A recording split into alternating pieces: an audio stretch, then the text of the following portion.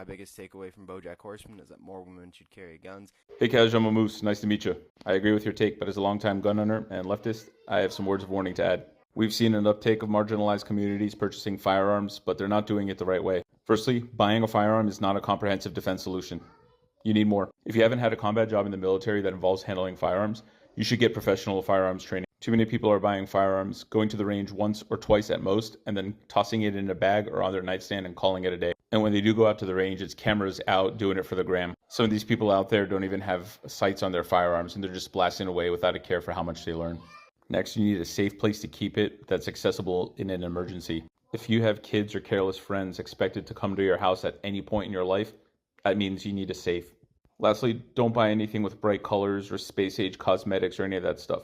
Yes, that includes the pink gun mentioned in the comments. Any gun you have for self-defense should be plain and subdued in color and should be as close to stock configuration as possible. This is extremely important, and this problem that I'm about to talk about is perpetuated by the Democratic Party.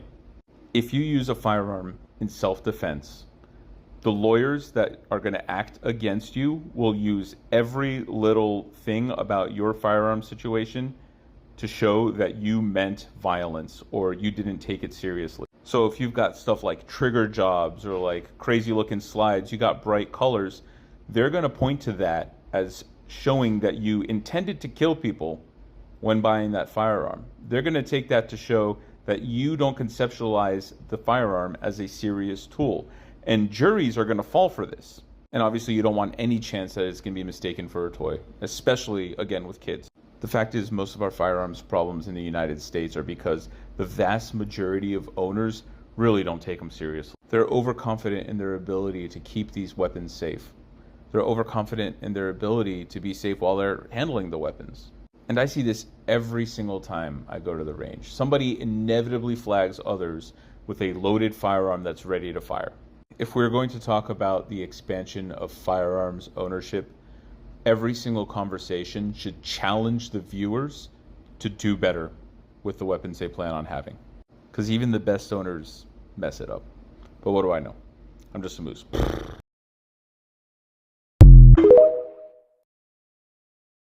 Here's an example of right-wingers saying the quiet part out loud. Now, I can't put his other comments in this specific format, but they basically say he would restrict firearms to atheists and leftists. Sorry, not basically, literally. Because for all their efforts and deniability, traitors to their own cause like this user here will come on out and say what they're trying to prevent people from saying. There is no equality under right-wing law. A guy like this is a prime recruit to be a Gestapo foot soldier. The right-wing apparatus does not want people like this coming out saying this sort of thing until power is already assured. And because conservatives are afraid to speak out of their genuine beliefs until they feel like they have the power, that's what this guy thinks is already the case. And as awful as a right-wing terrorist mass shooter epidemic is, a person like this is seeking to make it systemic. This guy wants to murder innocent people. And hopefully he prefers the cover of a government to do it instead of going out and trying it on his own. So can we see the problem yet? That brings up a good point, and I'd like to address it. I've had Republican voter friends and coworkers who would never be racist to somebody to their face, especially a friend. And I know for sure that there are single-issue people out there that really want a firearm because they can't trust other people to protect them. I get it. I mean, if you've ever said ACAB, yet you want to deny the tools you need to protect yourself, then what's left? But it's pretty undeniable at this point that Republican laws cause widespread racial disparity, either intentionally or otherwise. And I'd love to make a long form with all the research in the background, but the last time I did it didn't work because the denialism is going to be there no matter what. It's all easily findable. It's up to you to believe it. But the fact is, supremacy groups throw their hat in with the Republicans every single time. And so do single-issue gun rights voters. So whether or not you're a racist on an individual level kind of pales in comparison to the system that you are voting to support. And ultimately, you're throwing your hat in with those same people. And in my experience, yours might be different, but single-issue gun voters do tend to ideologically align anyway with the rest of the right-wing policy, even if they profess against it. Because if you dig deep in conversations, they can't articulate much about the civil rights movement that doesn't bring in racial conspiracies, like the 13%, 15% thing. And if you vote with them and help them gain power, it doesn't matter that they're a minority, because the power they get will end up being the majority policy. We've already seen this in practice in red states over the past years. And I get it, the Democrats don't help the cause. They are a center-right coalition party. Left-wing gun owners don't get any representation there.